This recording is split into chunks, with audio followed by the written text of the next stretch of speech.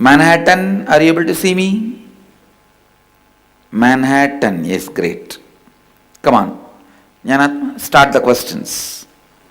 I'll answer your questions. The first question we have is from the San Jose Center.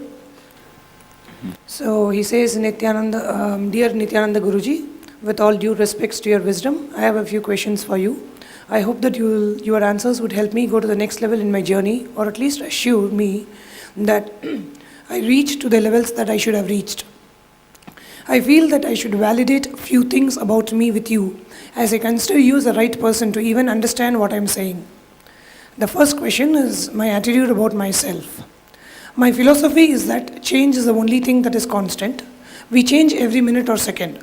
At one point, we change to something else that we don't anticipate in advance. Most of us call it death or accident. But fundamentally, we change every second. Our thoughts come and go. I live in the current moment. I'm not scared of the future. I don't regret about my past. I am what I am. Over a period of time, I changed and I will change. And sometimes I change to something that I cannot predict in advance, and I accept things as they are. In my opinion, death is also a change. We just change to something else that we don't know right now, but we will know when we live in that moment of death. So when I know that I am what I am, and I just enjoy my life as I want, I give my best to everything I do. Sometimes I do good things, sometimes I do bad things to myself, but I do those to please myself, to find contrast in me, and this contrast gives me feelings to ponder about. I feel that's how I am. I cannot be same forever. I am the change, and embracing change is happiness. In my opinion, the ultimate philosophy with the wisdom that I have. Now let me tell you how I live with this philosophy.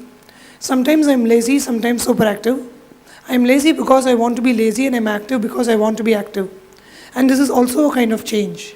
And I'm happy to spoil myself, and I'm happy to achieve something. Even this, I think, is just a different level of change that I want every time. For example, if I want to have a drink, I will have a drink, but I won't be drinking forever. The same applies to work, money, etc. I work hard, and I embrace everything, including my work, habits, philosophy as a part of me, and I love doing all what I do. I don't consider work as something else and personal life as something else. Everything put together is me, and for whatever reasons I do go on, I just go on repeating cycles of my life with changes and uncertainties that make me feel good. I cry if I feel pain, I feel insecure when I'm insecure, and I work myself to be secure, and I laugh if I feel happy. And these emotions that I want to just embrace and move on for the next change. I don't know if there is any concept as enlightenment. In my opinion, it's just a words to explain to others about the concept. I don't care if someone calls it as light or dark. These are just same, and I will just pass through light and dark and just move on. And I know that my journey has no end, and I accept that as a fact. And I'm not worried as my journey never ends. And in this journey, I'm the only one that's going to be with me, and I'll be there forever. Please let me know your opinion on my attitude towards myself. Please understand, now whatever you wrote, a beautiful poetry, but what you wrote in this itself, you will have hypocrisy. What you have explained here, expressed here, other than this, there is a part of you. Work on that. That needs to be, see, what you are going through, I can see clearly. You explained the dvandva, the duality which you are going through.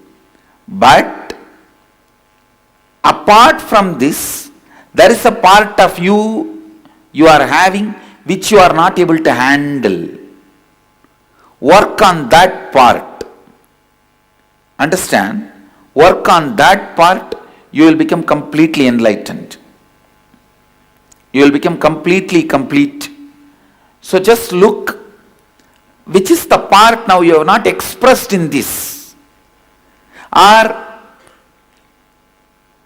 doesn't want to express in this. You have penned down a beautiful poetry, but this is not you. I am telling you. There is something other than this also exists in you. Look into that and work on that. Next. Morris Plains, New York. Part 2 to his question. Feelings around Sahasrara and Agnya Chakra. Now I'm going to describe a situation that I have. When I focus on my Agnya or Sahasrara chakras, I feel vibrations in and above and around my body, especially my head part. And I feel my brain or my eyebrows are pulsating, and I feel energy vibrations around me. The feeling is tough to describe in words, and I like this feeling very much. This is the best feeling I have, and I don't get this kind of feeling even with any of my good or bad habits. But this feeling does not last 24 hours a day. Sometimes I think it's just my nervous system that is just vibrating as I'm focusing on those parts of my body, but this feeling is good. I don't know if this is called bliss, but I cannot be in that stage for long times.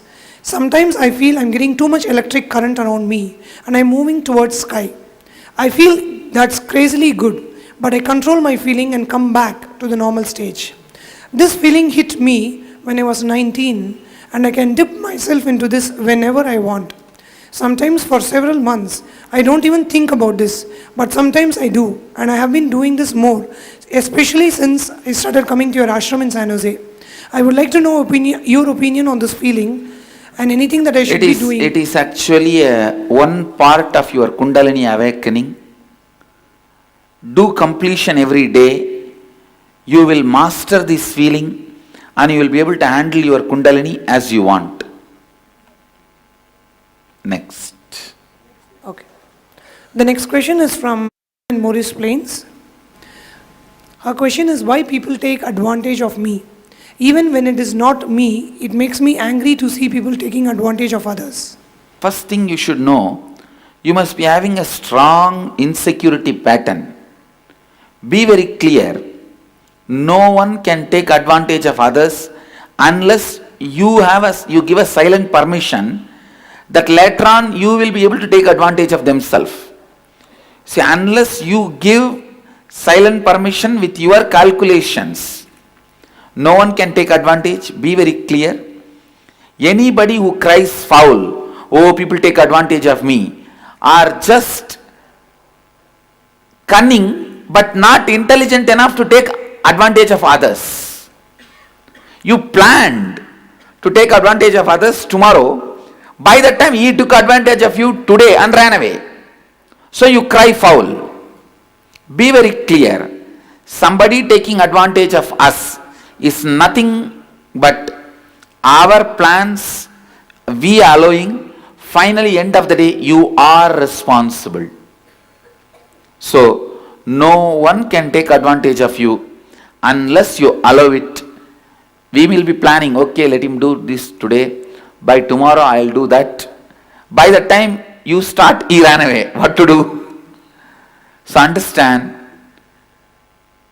instead of saying, making yourself angry, getting angry that people are taking advantage, decide to take responsibility for the situation. You will get out of it. You will be healed. You will complete.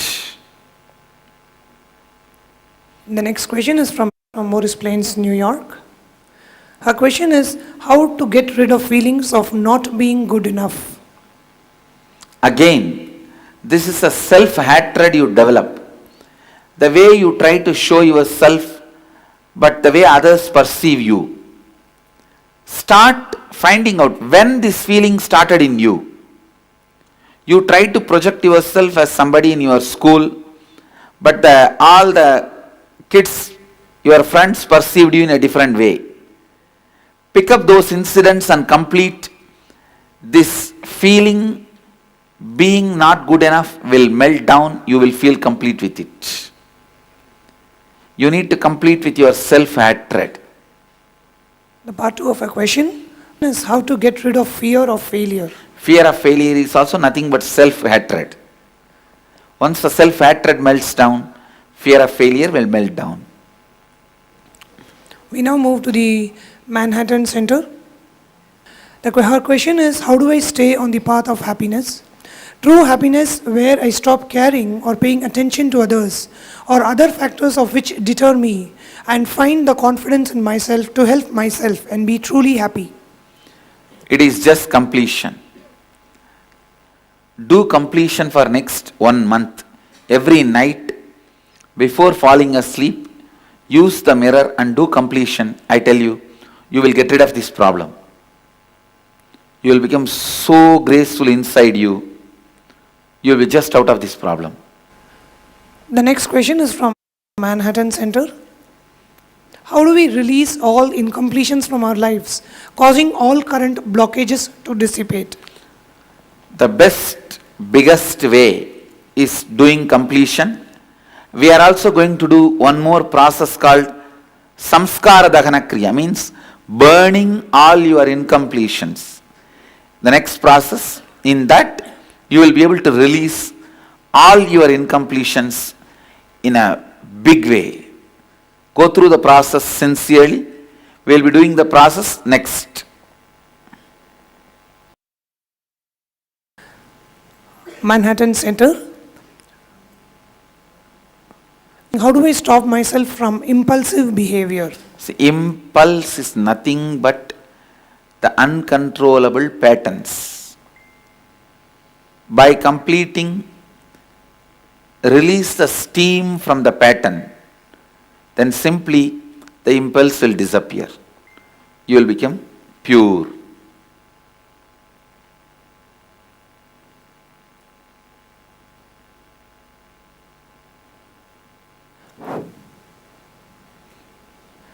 The next question is from San Jose Center. From Dear Swamiji, how do we know whether completion with an incident is done or that some more effort needs to go into completion and some See. past incompletions still remain unaddressed? Is there a clear sign of this? See, whenever you remember that past incident, if there is no emotion attached to it, if you don't feel the heat, anger, guilt, powerlessness, then that incident is complete. If you feel still powerless, then completion is not yet done. You have to do completion. It is just the moment you remember that incident, how you feel, it is just based on that. That's all. Nothing else.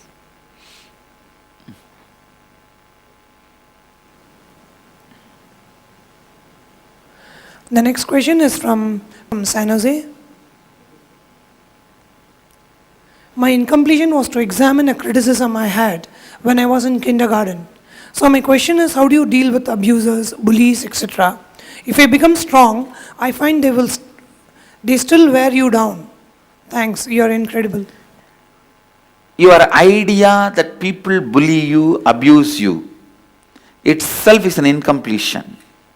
After being bullied and abused so much, I am telling you, unless we have incompletion, no bullying can bully us. No abuse can abuse us. They can abuse, you won't be receiving it. You won't be getting abused. So do the completion inside. All the ideas you carry that you are being abused, bullied from the beginning, pick up all those incidents and complete. Get rid of this incompletion. You will see no one can abuse you, no one can bully you.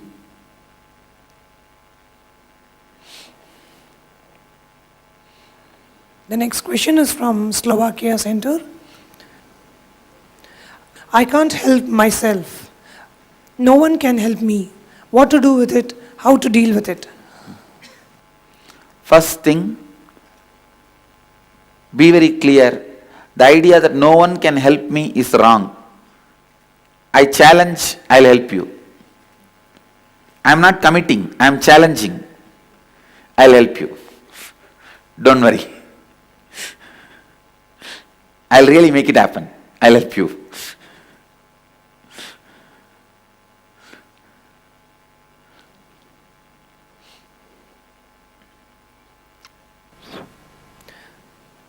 We now move to Seattle.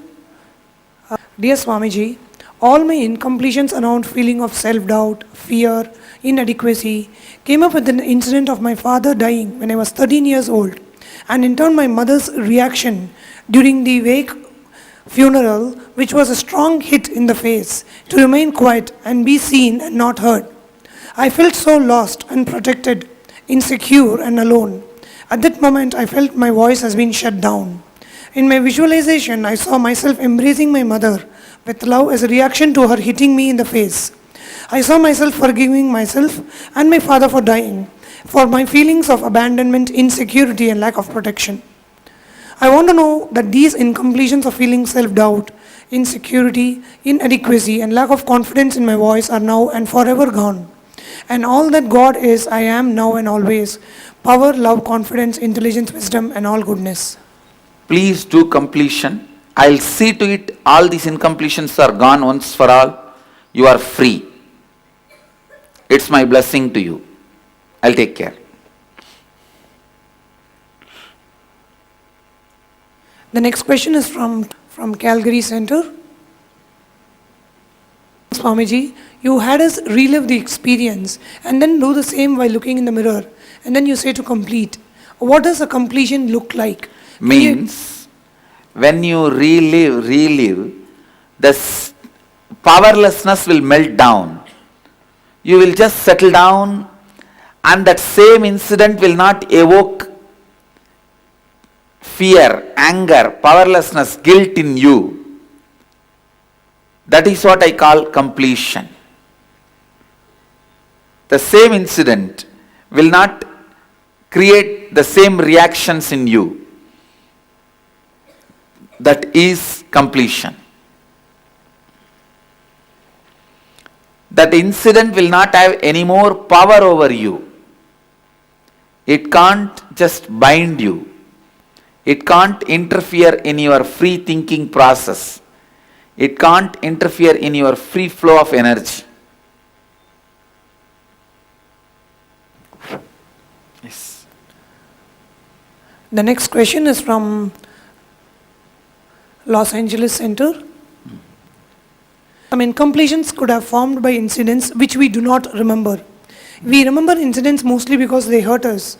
There could be some incompletions formed because of incidents that we do not remember now. How do we complete such incompletions? When you don't remember the incident, don't worry, there is no incompletion can be developed from that incident. Complete with all the incidents you remember, that's enough. There can't be any incompletions with incidents you don't remember. Forget about them. Don't worry. Whatever you remember, complete with them, that's enough.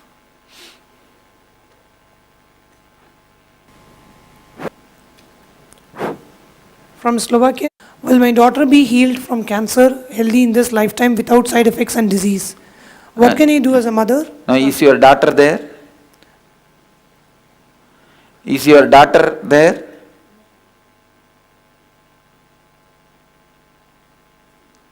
Can you bring your daughter for healing? I'll help her. Only if you can bring her, I'll be able to help her. Surely I'll help her. The next question is from San Jose Center. Alpha. I have this incompletion with other people, not treating my tasks importantly. Whenever I have something I need to do and I am with someone else, I always gets forgotten by that person or totally ignored. And it causes me discomfort to have my plans stopped by another individual. I just want to know what is that reflecting in me. Please understand, it is again a strong pattern which you developed. And I can guarantee you, even that few minutes delay we took to read your question, you would have felt you have been ignored, your question is not read out, everyone else's question was answered. Am I right? So I am telling you, it's a strong belief you built it. You should find out the incidents from which you started building it and complete with those incidents. This pattern will disappear. This pattern itself is not a truth or fact. Drop it. I'll take care.